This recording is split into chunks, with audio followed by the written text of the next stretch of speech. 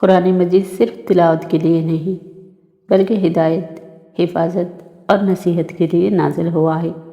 اس کے نام، صورتیں اور آیات ہر مسلمان کو اپنے رب کے قریب کرتی ہے۔ قرآن مجید صرف تلاوت کے لیے نہیں بلکہ ہدایت، حفاظت اور نصیحت کے لیے نازل ہوا ہے۔ صرف عبادتیں کافی نہیں ہوتی اگر ہمارے رویے لوگوں کے ساتھ درست نہ ہوں۔ اگر ہم نمازیں پڑھیں، روزے رکھیں، صدقہ کریں، لیکن ساتھ ہی کسی کا دل دکھائیں، اس پر ظلم کریں یا اس کا حق مار لیں، تو قیامت کے دن یہی لوگ ہمارے نیکیوں کے حقدار ہو جائیں گے۔ اسلام صرف ہمیں اللہ کے حقوق نہیں بلکہ بندوں کے حقوق ادا کرنے کی بھی سخت تاکید کرتا ہے، کیونکہ ٹوٹا ہوا دل اللہ کے یہاں بہت بڑی چیز ہے۔ ایسا نہ ہو کہ ہم دنیا کے نیکیاں جمع کرتے رہیں اور آخرت میں وہ سب ان لوگوں کو دے دی جائے جنہیں ہم نے تکلیف دی تھی۔ ضروری نہیں انسان کچھ پا کر ہی خوشی محسوس کرے، بعض اوقات اللہ تعالیٰ کی خاطر کچھ چھوڑ دینے سے بھی خوشی ملتی ہے، چاہے وہ بری عادتیں ہوں، برے خیالات ہوں یا اپنے رب کی مقرر کی ہوئی حدوں سے آگے نہ بڑھنا۔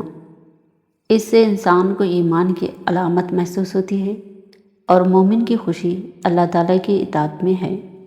اے اللہ، میرے دل میں ہدایت ڈال دے اور مجھے میرے نفس کے برائی سے بچا لے، آمین۔ کسی کے درد کو دیکھ کر دل کا بے چین ہو جانا محض ایک احساس نہیں، یہ روح کی بیداری کی علامت ہے۔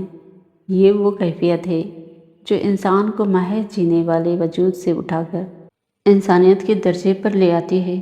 دوسروں کے زخم پر دل کا دکھنا اس بات کی نشانی ہے کہ تمہارے اندر ابھی روشنی باقی ہے، تمہارا دل ابھی سخت نہیں ہوا، تمہاری فطرت ابھی پاکیزگی سے جڑی ہوئی ہے، کیونکہ بے حس ہونا آسان ہے مگر کسی کے دکھ کو اپنے اندر محسوس کرنا ایک زندہ دل کی پہچان ہے۔ جوانی کا سب سے بڑا نقصان غفلت ہے، کیونکہ یہ انسان کو حقیقت سے دور کر دیتی ہے اور وہ خود کو دھوکے میں رکھتا ہے۔ غفلت جوانی کی سب سے بڑی بیماری ہے۔ انسان حقیقت کو نظر انداز کر دیتا ہے، وہ دنیا میں کھو جاتا ہے، اپنے مقصد کو بھول جاتا ہے۔ یہی غفلت نقصان کا سبب بنتی ہے۔ انسان خود کو ٹھیک سمجھتا ہے حالانکہ وہ غلطی پر ہوتا ہے۔ یہ دھوکہ خطرناک ہے، جاگنا ضروری ہے ورنہ دیر ہو جاتی ہے۔ غفلت سے بچو، حقیقت کو پہچانو۔ جوانی کا غرور انسان کو اندھا کر دیتا ہے، وہ اپنی طاقت کو ہمیشہ کا سمجھ بیٹھتا ہے، حالانکہ وقت اسے خاموشی سے کمزور کر رہا ہوتا ہے۔ جوانی میں انسان خود کو مضبوط سمجھتا ہے، وہ غرور میں آ جاتا ہے، اپنی طاقت پر ناز کرتا ہے، حالانکہ وقت کسی کا ساتھ نہیں دیتا۔ آہستہ آہستہ سب کچھ بدل جاتا ہے، طاقت کمزور پڑ جاتی ہے، غرور انسان کو سچائی سے دور کر دیتی ہے۔ عاجزی اصل خوبصورتی ہے، جو اسے سمجھ لے وہ کامیاب ہے ورنہ نقصان اٹھاتا ہے۔ جوانی میں عاجزی اختیار کرو، غرور سے بچو۔ ماضی انسان کا استاد ہوتا ہے، غلطیوں سے سیکھنا بہت ضروری ہے۔ جو اپنی غلطی مانتا نہیں وہ آگے نہیں بڑھتا۔ ہر ناکامی میں ایک سبق ہوتا ہے، دانش مند وہ ہے جو سبق حاصل کرے۔ قسمت کو الزام دینا آسان ہوتا ہے مگر اصل مسئلہ انسان خود ہوتا ہے۔ زندگی میں آگے بڑھنے کے لیے خود احتسابی ضروری ہے، یہ قول شعور اور بیداری دیتا ہے۔ سبق یہ ہے کہ اپنی غلطیوں سے سیکھو اور آگے بڑھو۔ کچھ گناہ چھوٹے نہیں ہوتے، وہ دل کو اندھا، روح کو کمزور اور انسان کو اللہ سے دور کر دیتے ہیں۔ آج ہی توبہ کریں، کیونکہ کامیابی انہی کے لیے ہے جو واپس پلٹ آتے ہیں۔ کون سا ایسا انسان ہے جس کو پریشانی نہیں ہے، جس کو کوئی دکھ نہیں؟ دراصل ہم سب اپنی اپنی جگہ دنیاوی مصیبتوں میں گھرے ہوئے رہتے ہیں۔ فرق بس اتنا ہوتا ہے کون کتنی اداکاری سے اپنے دکھ اندر ہی اندر چھپا لیتا ہے، یا کوئی اللہ تعالیٰ کی طرف سے صبر پا جاتا ہے۔ خوش قسمت ہیں وہ لوگ جن کو مخلص دوست نصیب ہوتے ہیں، جو دکھ کی گھڑیوں میں کاندھے کے ساتھ کاندھا ملا کر گرنے نہیں دیتے۔ اللہ تعالیٰ ہم سب کے لیے آسانیاں فرمائیں، آمین۔ حرام کی مٹھائی دراصل وہ زہر ہے جو روح کو آہستہ آہستہ بنجر کر دیتا ہے۔ سکون صرف اس کی راہ میں ہے جو اللہ تعالیٰ کی طرف جاتا ہے۔ توبہ کا دروازہ ابھی کھلا ہے، لوٹ آئیں اس سے پہلے کہ وقت ختم ہو جائے۔ آپ کی کامیابی کا سب سے بڑا ثبوت یہ ہوتا ہے کہ کون آپ کی موجودگی میں کتنا خوشی محسوس کرتا ہے، پھر وہ چاہے کوئی بھی ہو، کسی بھی عمر کا ہو۔ آپ کے ہونے سے آس پاس کسی بھروسے کا محسوس کرنا، کوئی بس سکون سے بیٹھ سکے، تب آپ میں کوئی بات ہے۔ کسی کی شخصیت کی اصل جیت اس کے عہدے یا مال و دولت سے نہیں، بلکہ اس کے کردار سے ملنے والے سکون سے ناپی جاتی ہے۔ ایسے لوگ زندگی میں بہت نایاب ہوتے ہیں۔ اگر آپ کی زندگی میں کوئی ایسا ہے تو آپ واقعی بہت خوش نصیب ہو۔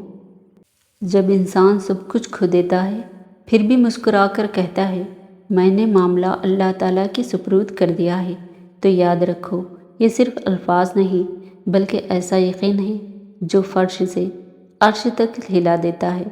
فرشتے لرزا جاتے ہیں، آہیں آسمان تک پہنچتی ہے اور رب کا جلال حرکت میں آ جاتا ہے۔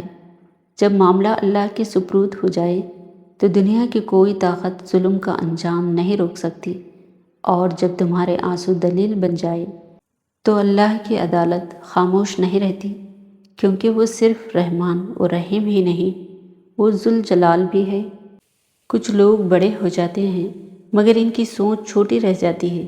وہ سمجھتے ہیں کہ ماں باپ بوڑھے ہو گئے، اب ان کی ضرورت کم ہو گئی، حالانکہ سچ یہ ہے کہ جس دن تم تھک جاؤ گے تمہیں انہی ہاتھوں کی دعا سہارا دے گی جنہیں تم نے نظر انداز کیا تھا۔ ماں باپ سوال نہیں کرتے، وہ صرف چپ ہو جاتے ہیں، اور یاد رکھو والدین کی خاموشی ان کی ناراضی سے بھی زیادہ خطرناک ہوتی ہے۔ آج اگر تم مصروف ہو کر ان کی بات ٹال دیتے ہو، کل تم فارغ ہوگے مگر وہ بات کرنے کے لیے موجود نہیں ہوں گے۔ زندگی ایک کمزور ڈور کے مانند ہے جو کسی بھی وقت ٹوٹ سکتی ہے۔ جو مختصر گھڑیاں ہمیں نصیب ہے، کوشش کریں کہ انہیں اس شاندار انداز میں استقبال کریں کہ ہماری دنیا اور آخرت دونوں سنور جائے۔ زمین کے اوپر کوئی بھی عمل کرنے سے پہلے کچھ لمحوں کے لیے ایک بار ضرور سوچیں کہ ہمارا یہ عمل زمین کے نیچے ہمارے لیے کس نتیجے کا باعث ہوگا۔ یا اللہ، گنہگاروں کو معاف کرنے والے اور عیبوں پر پردہ ڈالنے والے رب، اے عظیم رب، ہم سب پر اپنا خاص رحم و کرم فرما۔ تندرستوں کے رزق میں وسعت عطا فرما، بیماروں کو شفا عطا فرما، ہمیشہ صبر و شکر کرنے والا بنا دے، اور ہمارے بیماریوں، آفات و پریشانیوں سے بچا، آمین۔ اے اللہ، میرے دل کے ہر درد کو جانتا ہے تو، میرے خاموش آنسوؤں کو بھی دیکھتا ہے تو، میرے نصیب کو سنوار دے، میرے رزق میں برکت عطا فرما، اور میری زندگی کو آسانیوں سے بھر دے۔ یا رب، مجھے حلال رزق عطا فرما اور ہر برائی اور حرام سے بچا کر رکھ، تو ہی کافی ہے میرے لیے، آمین۔